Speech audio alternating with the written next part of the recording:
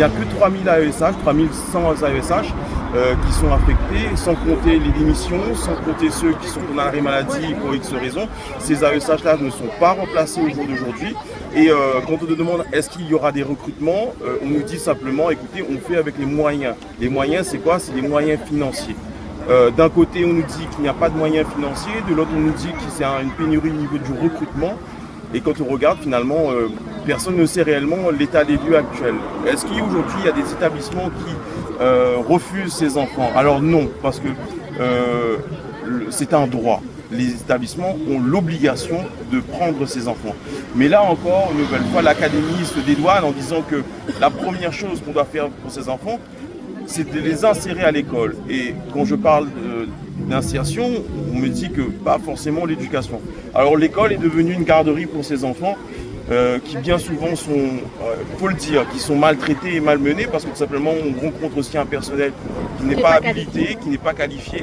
Alors je ne tire pas bien sûr sur les AESH, hein, bien sûr, hein, eux, elles ont, je dis elles parce que c'est la plupart ce sont des femmes, et elles ont une petite formation de 60 heures via un PDF. Elles n'ont pas non plus toutes les compétences et les habilitations face à certains types d'handicap. Et je le dis encore une nouvelle fois, il y a autant d'handicaps que de profils, il y a autant d'handicaps que d'enfants.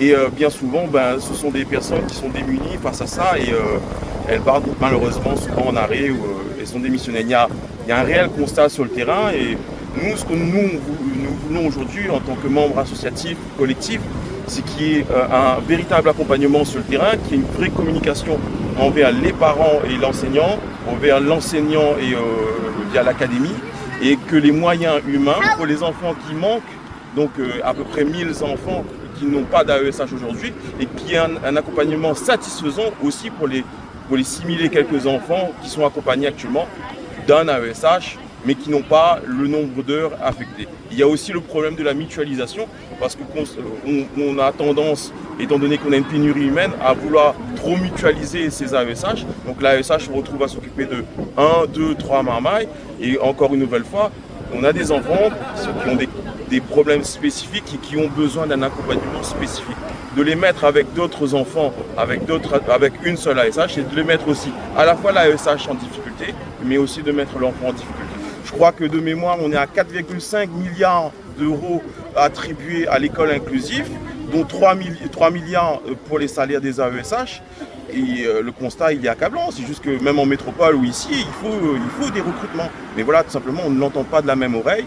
C'est budget, économie. Et on tape toujours sur les plus petits. Les plus petits, c'est nos parents, c'est nous collectifs, c'est nous les associations ainsi que les parents.